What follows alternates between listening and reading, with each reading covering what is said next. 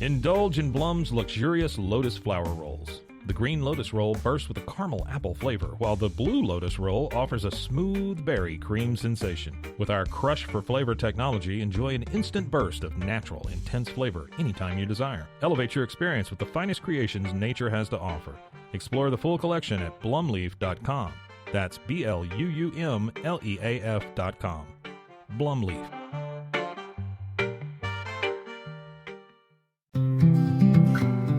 Are you ready to take control of your health? At 4U Health, we believe wellness and lab testing should be accessible, inclusive, and yes, fun. With our tech-powered at-home lab test, you save time and money while feeling your best. Say goodbye to long waits and office visits. Check your health on your own terms with 4U Health. Visit 4uhealth.com today and free yourself from traditional medicine. That's the number 4uhealth.com.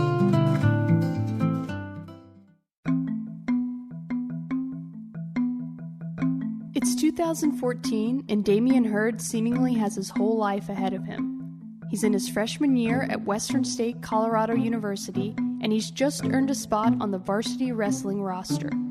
It's March, and still bitterly cold in Gunnison, Colorado. There's a light frost on the way, and Dammion, a Texas boy, pulls on a coat as he heads off to a party. Little does he know, it's the last weekend of his young life. From Cold Case Productions, this is Final Days on Earth, The Life and Death of Dammion Heard. Season 1, Episode 1. Who is Dammion? I'm your host, Claire Sanema. Thanks for listening. Ask anyone who knows Dammion Heard, and they'll tell you he's a fun-loving guy. The 20-year-old from Fort Worth, Texas, loves longboarding, playing video games, texting girls, and most of all, wrestling. The sport might not seem like a natural fit for Dammion, who at 5 feet 7 inches tall weighs just 125 pounds, but the scrappy kid with a never-quit attitude trained hard with his dad, Gary, and fought his way to the top of the class. Dammion won a state championship wrestling title in 2013, his senior year. He has a tattoo on his backside that says Fearless, along with a panther, the mascot at his alma mater, Fossil Ridge High School. Fearless was what Dammion was known as. This is Dammion's father, Gary Heard. He never feared anything. He took anything on and never backed down from anything. And how did he first get interested in wrestling? We were early fans of the Ultimate Fighting Championship, and from the time he was about 3, he would sit and watch those fights with me. And we realized that the wrestlers always did the best. We went and signed him up when he was 4, and he fell in love with it immediately, and the rest is history. Wow, signed him up when he was 4. That's an early love for sure. Yep, he started early. This is Bryce Basinger, one of Dammion's childhood friends and wrestling partners. Tell me how you met Dammion. Probably first or second grade in the wrestling room in Hazel. I think he was wrestling 42 pounds at the time. 42 pounds, that's not much. No, not at all. Itty bitty. What was it like to wrestle against him? Really hard because he's faster than anybody and can get out of any situation. He was one of the better wrestlers that's ever came out of Texas, for dang sure. Dammion's dad, Gary, was also his youth wrestling coach. How would you characterize his wrestling style? What kind of a wrestler was he? Very aggressive. He never would coast. He would always go after the win. He had one gear. That was high gear, which is why he won as much as he won. He would overwhelm his opponents and just attack, attack, attack. Did he have like a signature move as a wrestler? His takedowns, the speed in which he would hit his takedowns. In wrestling, a takedown is scored when one person gains control over the other, bringing an opponent's knees, thighs, backside, or hands to the mat in a supporting position. According to statistics, the wrestler who executes the first takedown in a match will win 85 to 90% of the time. Dammion did his best to take advantage of those odds. He would just set up the angles on the takedown. So I would say if he had a special move, it would definitely be his speed and his ability to be able to set someone up for a takedown and execute the takedown. Dammion solidified his reputation for speed with a state record. He actually still holds the fastest pin in the state of Texas at 3 seconds at the high school level. That's really cool. It's unbelievable that you could, from whistle to the match being over, 3 seconds exactly. Wow. So, that's all the time he needed. Against that guy, it was. This is one of Dammion's high school coaches, Chris Allen. Oh, man, he was so quick. He was so quick, and he was also really technical. I'd watch him just go and go and go, kind of like a little Energizer bunny. Coach Allen remembers Dammion's competitive streak and his playful spirit. He would always seek out, the toughest kids in the room. And if they didn't want to have anything to do with him, then he would start arguments, or he'd try to make fun of them to get them to make them want to wrestle him, because he'd make them mad at him. He would find a way, to go take these butt whippings, because he knew that, these were the toughest people in the room, and that's what he wanted to be. He always wanted to be better. One story in particular still stands out to Coach Allen. One time we had a team come through. They were there visiting for a tournament, and I could just remember, they had a kid that was older, that was a state placer and all that, and I would watch Dammion when we were doing round robin or doing groups. He would mess up the rotation on purpose just so that he got more time with that kid who was a state placer and older than him. Sounds like he had an incredible work ethic. He did. It was phenomenal, and I don't think I've ever had a kid that had that work ethic and then had that big a smile on his face all the time while he was doing it. I mean, sometimes you get those kids that are, serious, and they have that drive and that work ethic, but, they just kind of put their head down and go to work. Dammion, he could do all that, and he would enjoy it at the same time. I've never seen that before. That kid loved life. He loved wrestling. He loved everybody around him. He would give you the shirt off his back, and you could be nobody. Dammion's friend Bryce put it this way. It didn't matter who you were. If you were 5 years old or 80, he was probably going to talk to you if you walked by. Bryce remembers Dammion causing some mischief at a summer wrestling camp when they were kids. Our parents arranged a special wrestling camp for really good kids and our partners, so we were not happy with having to do it over summer. And for the one time during the lunch practice, Dammion had made a plan of how we were going to run away. And so when it was time to go back to practice, we all got in there. And when it was time to break, we all took off out the door and ran into the woods different directions so we didn't have to practice. And the coaches drug us back one by one. He was still making jokes, trying to keep us going. Another one of Dammion's lifelong friends was Destiny LaHue. She met Dammion in middle school. Everybody loved him. He was definitely the class clown. Dammion and Destiny stayed close all through high school and kept in touch with text messages and letters after they graduated. Never a day did he seem upset or angry. He just floated on water and just seemed the happiest kid. Destiny said Dammion had a heavy dose of self-confidence. He was I don't want to say he was big-headed, but he loved himself. Extremely loved who he was. There was nothing about him that he was too down on. He was never unhappy. He was always a happy kid. Not a picture that I have of him he's not smiling, Dammion's middle name was Cain, a biblical reference to the first son born to Adam and Eve in the Garden of Eden. Always thought it was a really cool name. The story in the Bible of Cain and Abel references a tribe called the Canaanites, which were known for being a really tight tribe, very loyal to one another. And if somebody outside their tribe was to transgress against one of their own, they would go after them and defend them very aggressively. The story of Cain includes one of the earliest written references to murder. As the story goes, Cain grew jealous of his younger brother, Abel, and and killed him. God said anyone who killed Cain in retribution would face his vengeance sevenfold. The loyalty factor is a big thing in my family. Ended up being huge to Dammion as well. Isn't it neat how kids oftentimes grow into their names? That's exactly right. And he absolutely grew into that name with given the Canaanite story. Dammion had a younger brother named Nathaniel.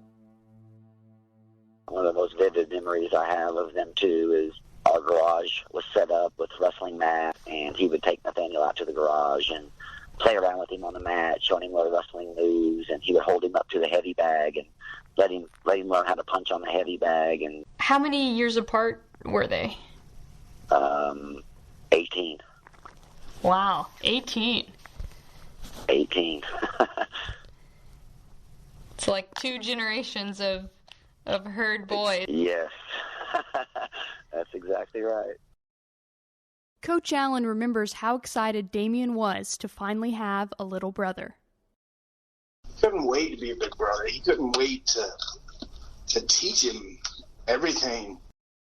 When it was time for Dammion to go to college, he was looking for a place where he could grow academically and athletically. He found it in Western State University in Gunnison, Colorado.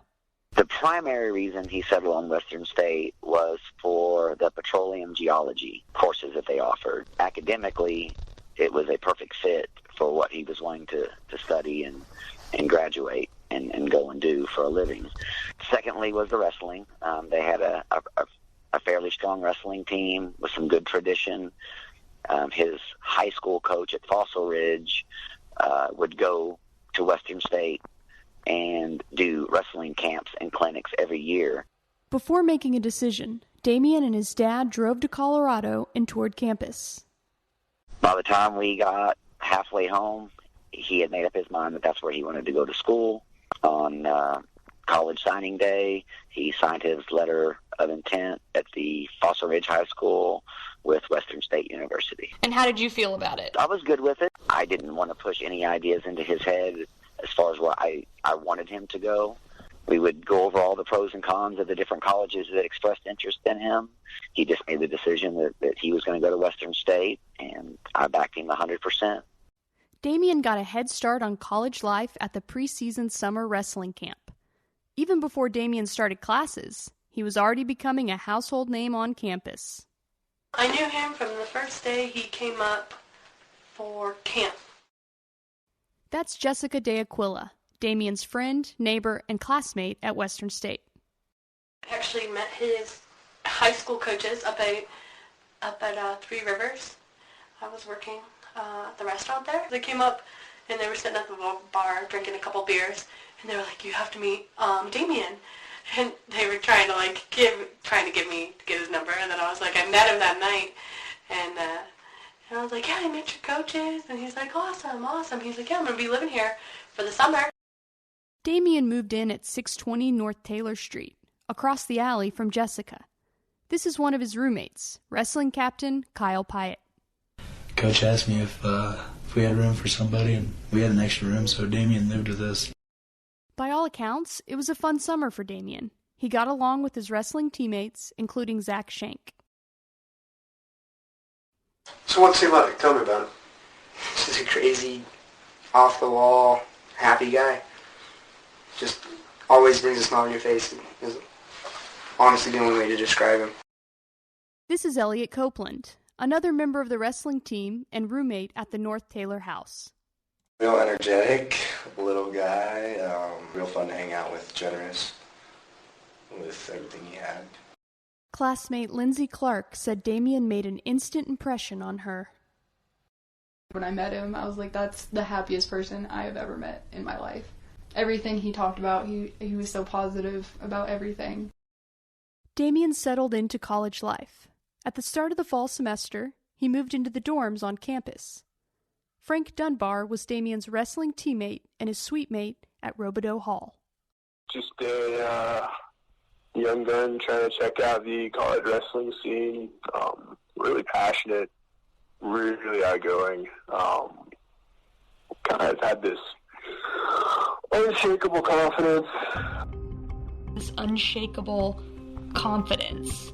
Can you talk more about that? Yeah, he just knew what he wanted out of life, if not how to get it. But he was really adept at that long vision for his future, and he, was unabashedly in pursuit of his goals. And what were some of those goals that you knew of? Well, he wanted to take his wrestling career as far as he could, and he wanted to set himself up with a solid education to open up his options for, post-college. Frankie says the two freshmen hit it off right away.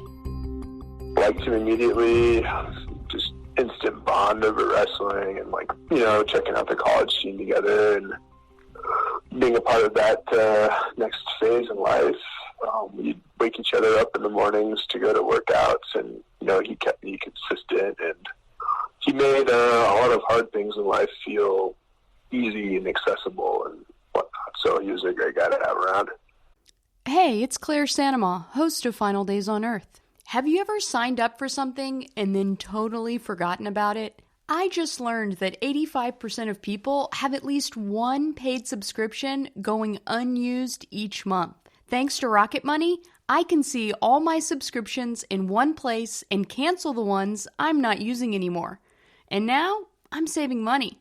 Rocket Money is a personal finance app that helps you find and cancel your unwanted subscriptions, monitors your spending, and helps lower your bills so you can grow your savings. Cancel your unwanted subscriptions and reach your financial goals faster with Rocket Money.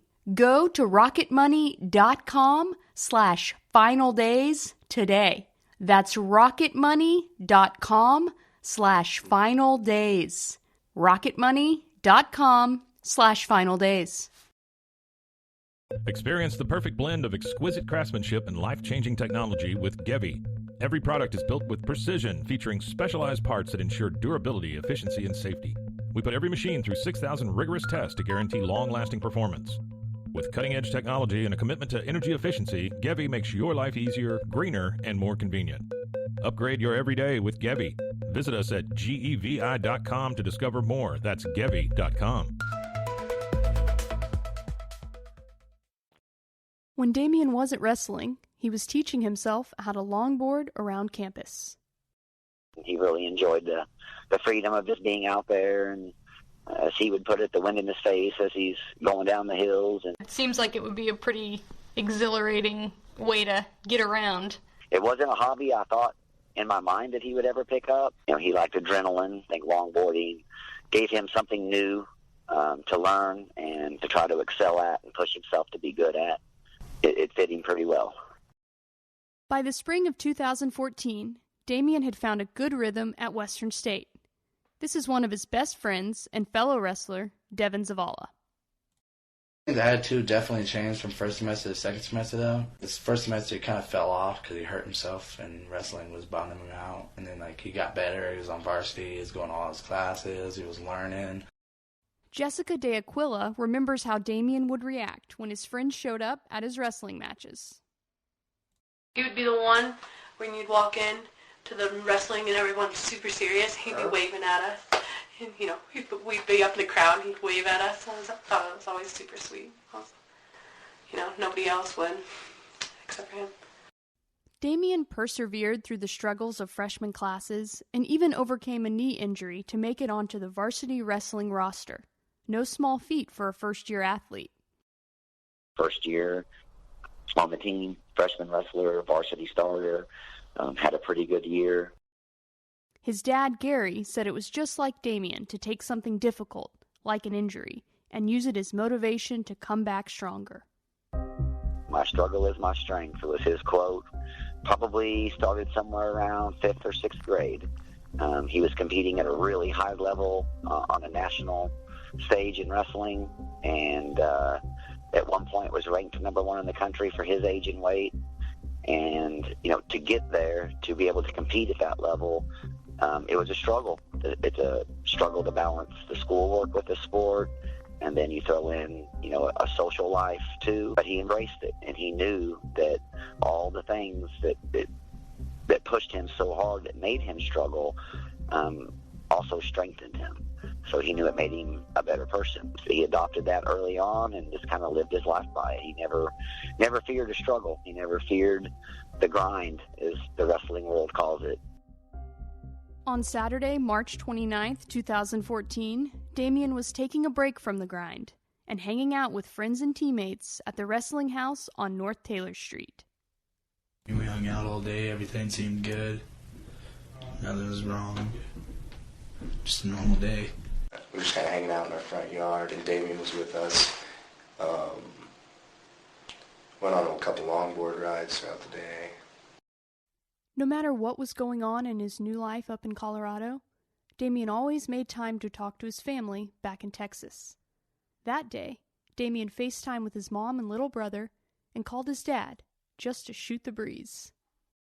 We had a very unusual relationship in comparison to most fathers and sons. I think a lot of fathers would like to think that they're really close with their sons. I never had to think that. I always just knew it. I knew it in the content that we talked about, how open he was about everything with me, even the most embarrassing things that a son would probably never want to tell a father.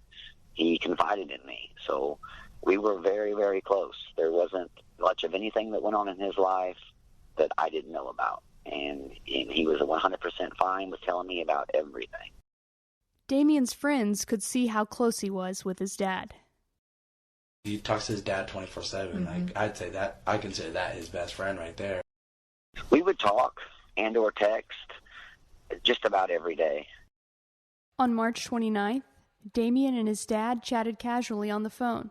There was no indication it would be the last conversation they would ever have. I talked to Dammion on Saturday about midday. We talked for about 45 minutes, and he was going to go out and do some longboarding, and then they were going to set up for a fundraiser that the college does every year. It's a crab feed, and it's a big fundraiser for all the athletic teams at Western State. And once that was done, that they were going to have a little party back at the wrestler's house. The Crab Feed is an annual fundraiser for Western State athletics that includes an auction and an all-you-can-eat Dungeness crab dinner. It's otherwise an unremarkable event, one that has been going on since 2002 and continues to this day. But it was one of the last places Dammion Heard was seen alive before the chaos of the party. And since there were parties at the wrestler's house on both Friday and Saturday nights, the Crab Feed helps direct people's memories to the right night. Or at least tries to. I think it was after the Crab Feed on that Saturday night. So everyone was pretty already in their party mode.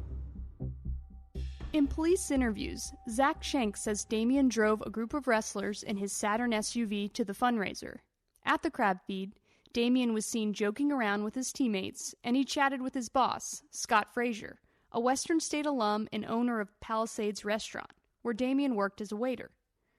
In an interview with a private investigator, Scott said Dammion appeared to be in a good mood and said he'd be there for his shift on Sunday. Gary remembers Dammion telling him the reason why the wrestlers were having a party after the Crab Feed.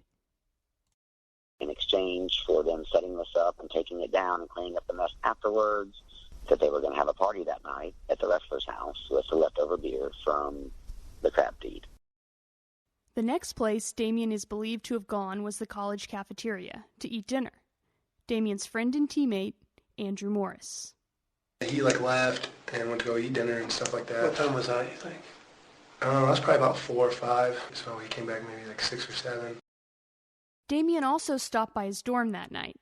His roommate, Lance Bradford, told police that Dammion left around 5 p.m. with other wrestlers and longboarded to the house party on North Taylor Street.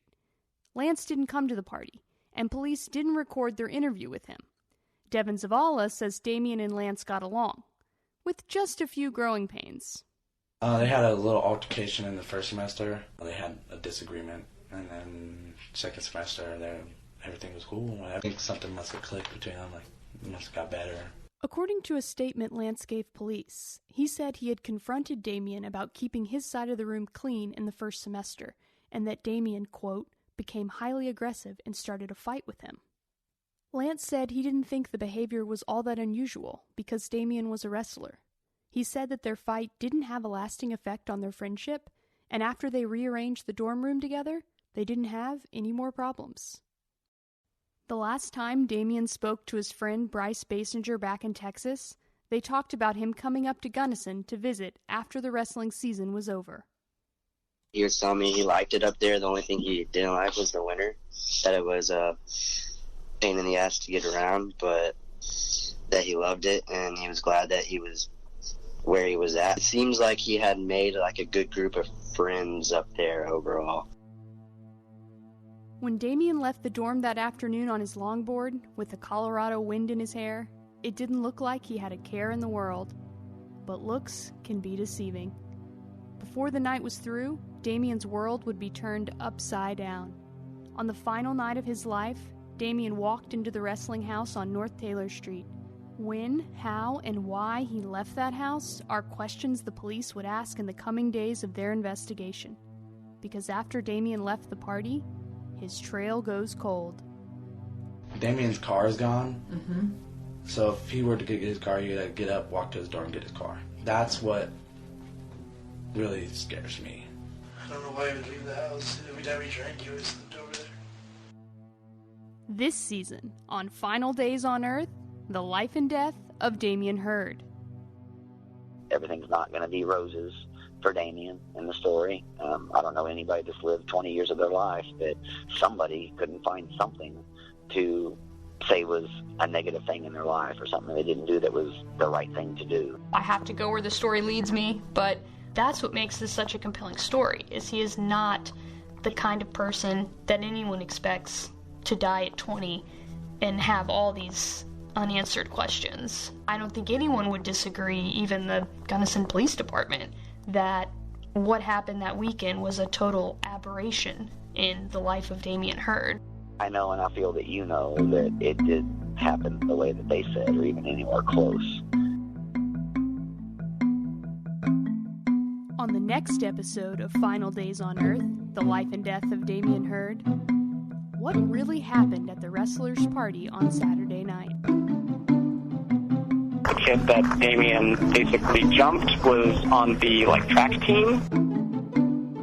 I remember him being drunk and everything, and then I was like, this party's a little too creepy, and I was like, I'm gonna go home.